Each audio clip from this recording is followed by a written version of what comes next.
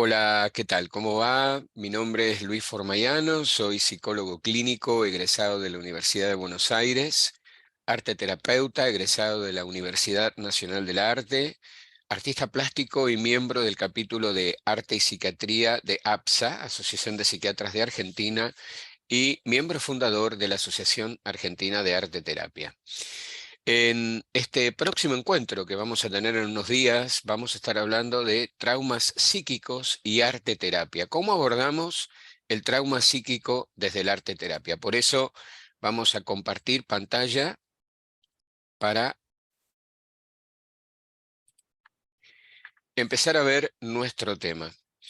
El recorrido es amplio. Digamos, vamos a empezar por la mirada de la psiquiatría a partir del Manual de Diagnóstico y Estadísticas, el DSM-5. Después vamos a pasar a la mirada del psicoanálisis, que incluye también las neurociencias. Em, También vamos a tener una mirada sobre el índice de Wittgenstein. ¿De qué se trata? Bueno, esto lo vamos a ver en el seminario para determinar aproximadamente la edad en la que ocurre un trauma, un suceso traumático, y vamos a pasar después a estudios de caso. En un caso es un trauma por abuso sexual infantil, en el otro es un trauma por abandono. El material es vasto, entonces espero que esta introducción les parezca interesante como para poder acompañarme el próximo 5 de agosto. Bueno, como les decía, vamos a empezar a abordar el trauma psíquico desde lo que sería el terreno más árido, que es el terreno de la psiquiatría. Em, ¿Por qué empezamos por esta mirada, la mirada de la psiquiatría? En principio, porque es la que ha definido un cuadro que se llama trastorno por estrés postraumático, que de alguna manera está muy bien delimitado en cuanto a cuáles pueden ser los factores que causan un trauma en un ser humano. También describiendo la sintomatología que aparece y, por supuesto, hay abordajes farmacológicos, que son los que provienen del campo de la psiquiatría, pero tal vez el más importante es el abordaje psicológico y arte terapéutico.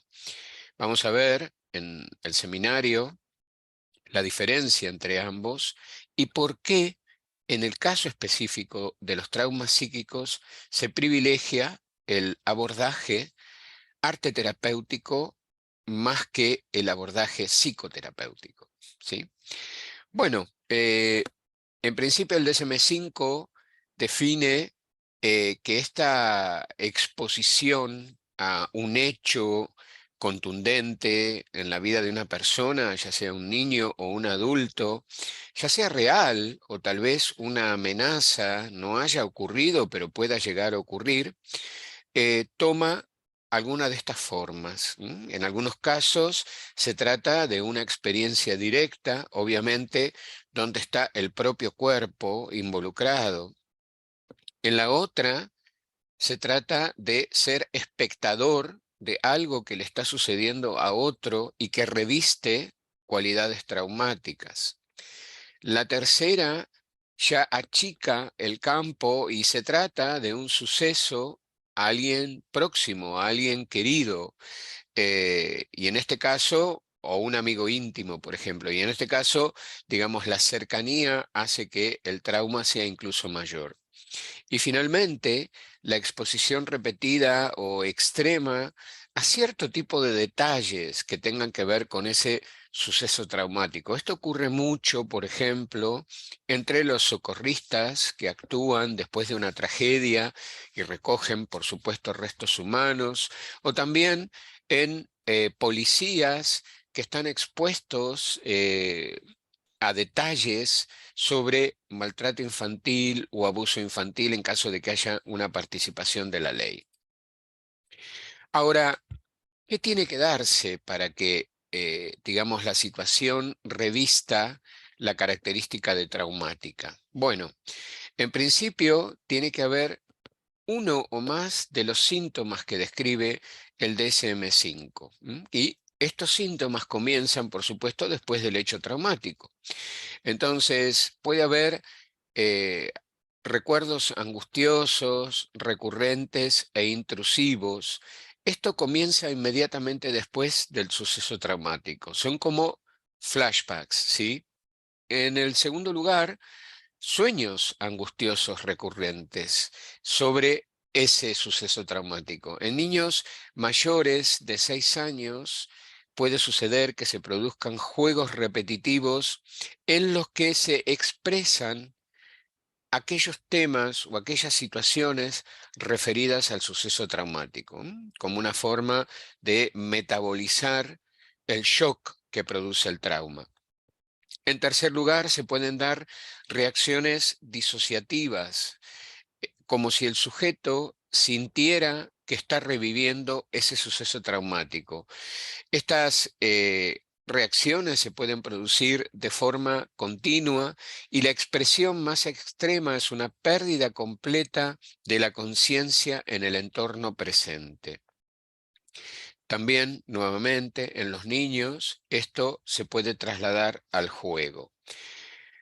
También tenemos un malestar psicológico intenso o prolongado al exponerse a factores internos o externos que simbolizan o se parecen a un aspecto del suceso traumático. Después vamos a ver en el seminario cómo funciona esto, por ejemplo, en un paciente de psicoterapia.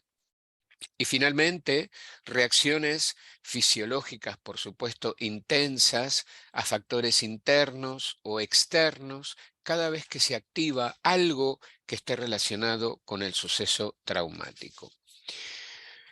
También tenemos una evitación, obviamente persistente, de los estímulos que tengan que ver con eso que sucedió y que se constituye como trauma.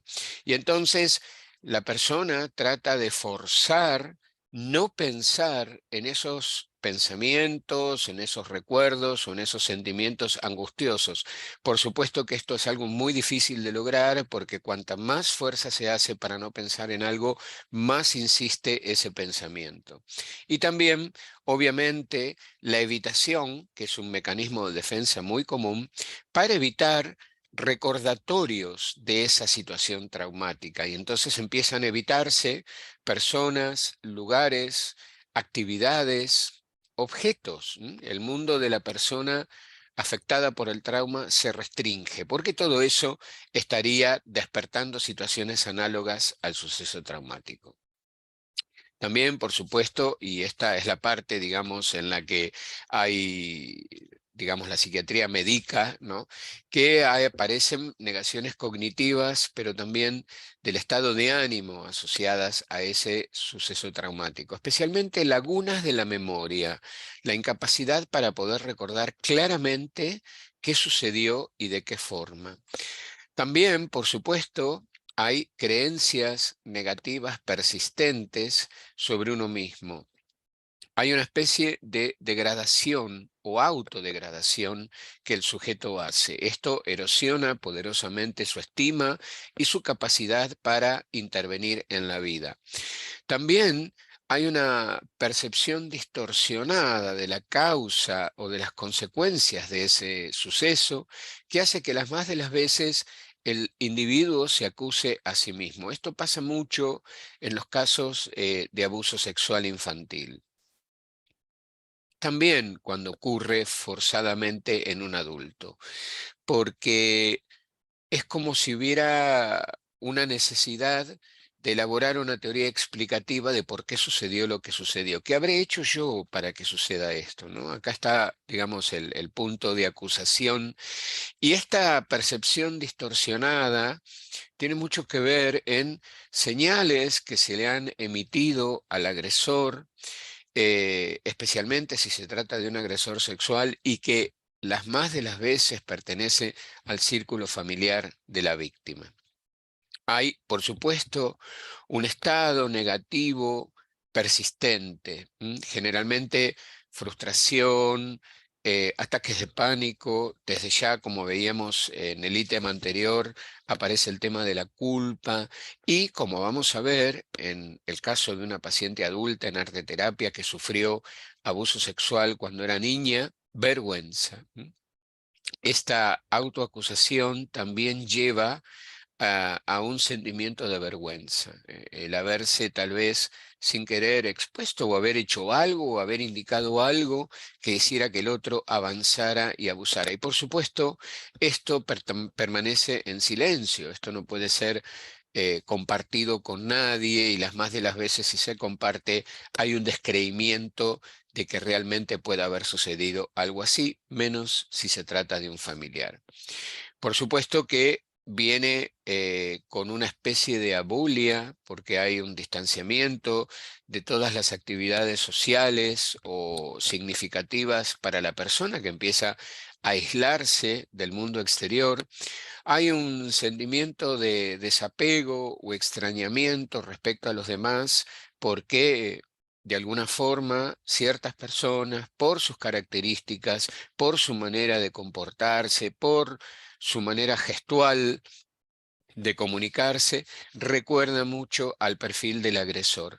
Y una incapacidad, como también vamos a ver en la paciente que recién les mencionaba, de experimentar emociones positivas. De ninguna manera se pueden permitir el acceso a la felicidad, porque la culpa y la vergüenza hacen que se sientan incapaces de poder disfrutar sanamente y positivamente de algo importante para ellos. ¿Qué significa, digamos, en el cerebro el tema del trauma psíquico? Porque hasta ahora estuvimos viendo la mirada de la psiquiatría. Obviamente, tiene que ver con neurotransmisores, tiene que ver con las áreas del cerebro donde se registran ciertas experiencias. Después, desde el psicoanálisis, por supuesto, vamos a ver los efectos psicológicos que tiene el trauma. Pero en este caso, estamos todavía en el campo de la fisiología, de la anatomía del cerebro. Y entonces vemos que las neurociencias respecto al estrés postraumático dicen que en el momento del trauma, el córtex prefrontal, o lo que sería el cerebro ejecutivo, que es el que nos ayuda a pensar con claridad y tomar todo tipo de decisiones, y el hipocampo, que es el lugar de las memorias verbales y emocionales, ambos quedan inhibidos de manera selectiva, por lo que se produce una intensificación del proceso emocional y la codificación no verbal de las memorias. Esto es importantísimo y es aquí donde entra el arte terapia, porque esto implica una especie de secuestro mental, donde las memorias del pasado doloroso, por un lado, y la ansiedad anticipatoria de un futuro amenazante, son pensamientos que activan el sistema de alarma y ponen el cuerpo en situación de acción cuando realmente nada va a ocurrir. Entonces, la segunda mirada que les voy a proponer en el seminario es la mirada desde el psicoanálisis. Recordemos que fue Freud quien hizo las primeras conceptualizaciones in extenso del concepto de trauma psíquico, aunque los antecedentes pueden rastrearse en Pierre Janet, en Charcot y en Breuer. La de Janet me pareció la definición más ajustada en cuanto pone el acento en una emocionalidad que desborda al sujeto y se torna abrumadora. Y como esto tiene un efecto sobre el procesamiento de los recuerdos respecto al trauma. Y dice, el trauma psíquico es el resultado de una exposición a un acontecimiento estresante inevitable que sobrepasa los mecanismos de afrontamiento de la persona. Cuando las personas se sienten demasiado sobrepasadas por sus emociones, los recuerdos no pueden transformarse en experiencias narrativas neutras. Esto quiere decir que ese desborde, ese shock que produce el evento traumático no puede ubicarlo en una cadena significante y significativa de pensamiento, que sería esta experiencia narrativa neutra que queda como todas las otras emociones que generalmente, o recuerdos que generalmente vamos registrando a lo largo de nuestra vida. Otra definición pertenece a Laplanche y Pontalis, se encuentra en el diccionario de psicoanálisis.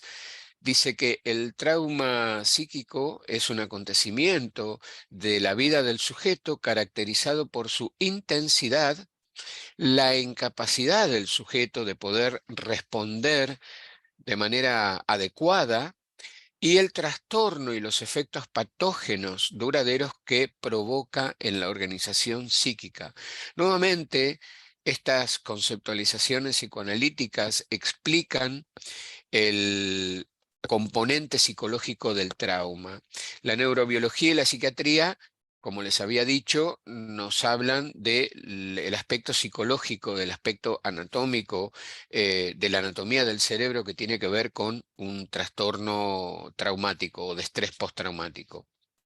Por eso, desde este punto de vista, desde este último punto de vista, el de la psiquiatría, la regla de Hebb nos dice que si dos neuronas están activas al mismo tiempo, sus conexiones se fortalecen.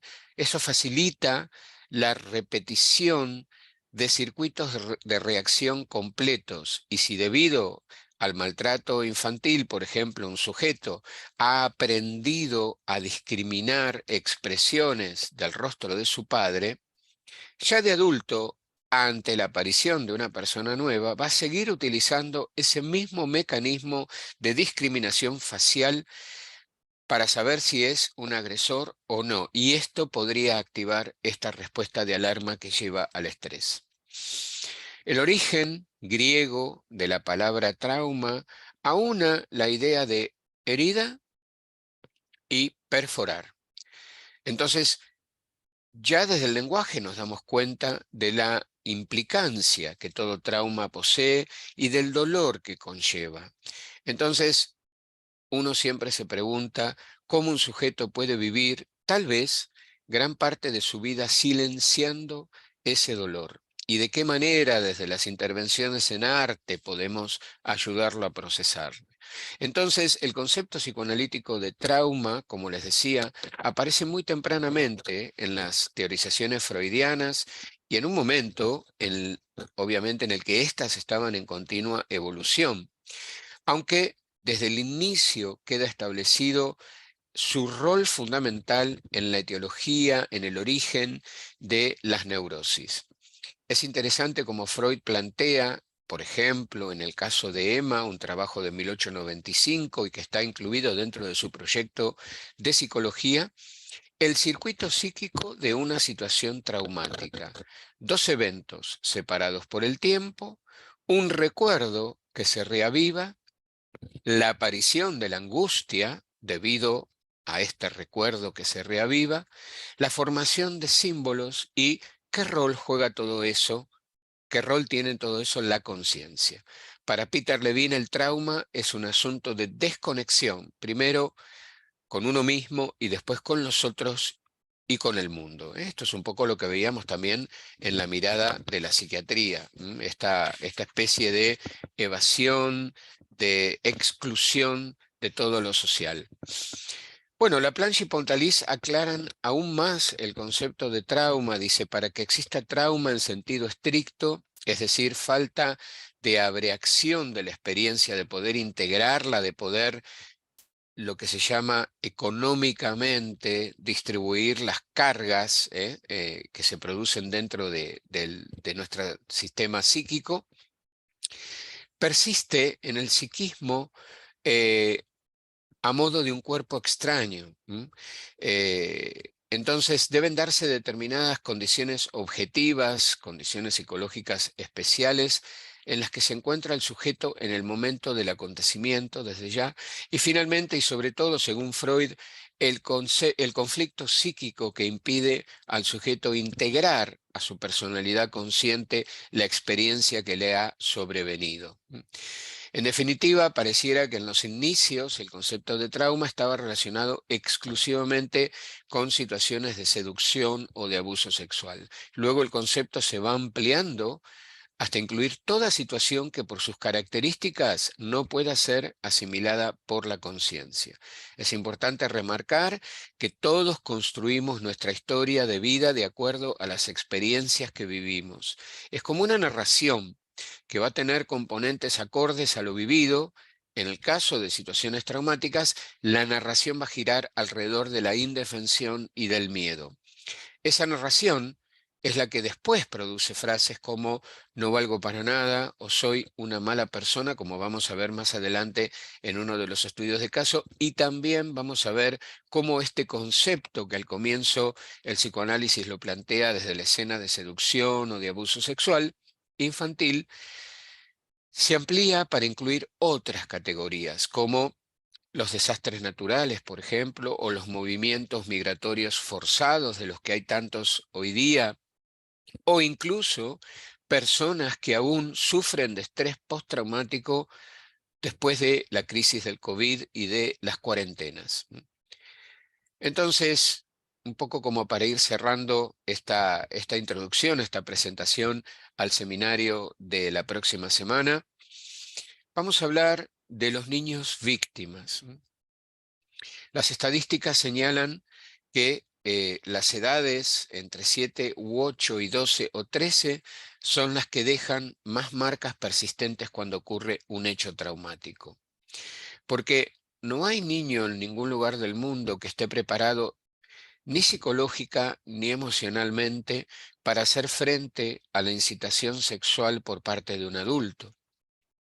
Los niños de 2 o 3 años que aún no saben que la actividad sexual es mala para ellos y su edad, evidentemente, desarrollarán problemas emocionales graves como resultado de su necesaria incapacidad para hacer frente a una sobreestimulación sexual. Las características a futuro de estos niños que pasaron por la triste experiencia de un abuso sexual dependerán del tiempo que perduró el abuso o los múltiples abusos y de la edad en la que tuvieron lugar. Dichas características, por supuesto, pueden variar, pero los síntomas que presentarán cuando sean adultos mostrarán con toda certidumbre esos terribles momentos o tiempos. Por eso se encuentran ubicadas en esta franja de entre los 7 y los 13 años, mayormente los traumas que dejan marcas más persistentes. Uno de los síntomas más atroces, por supuesto, es la privación de su infancia, la interrupción de su desarrollo biopsicosocial y el cambio de su posición social en un entorno al estar aislados tanto de su medio ambiente como de su propia familia. El trauma que provoca, por ejemplo, el abuso sexual, marcará emocionalmente al niño y si los abusos se prolongan, el niño perderá la seguridad en sí mismo, su autoestima bajará, se despreciará, se convertirá en un niño retraído, deprimido y desconfiado de los demás. Cuando crezca, adquirirá una distorsionada representación sobre la sexualidad y sus relaciones heterosexuales futuras se verán perjudicadas. En muchos casos, estos niños que han sido abusados tempranamente abusarán del alcohol, de las drogas, se pueden convertir a la prostitución, y también, obviamente, ser víctimas de la prostitución, ser prostituidos por otros adultos y también puede suceder, como muchas veces pasa en las cadenas de abuso que se dan en las familias, son abusadores sexuales de menores en su futuro.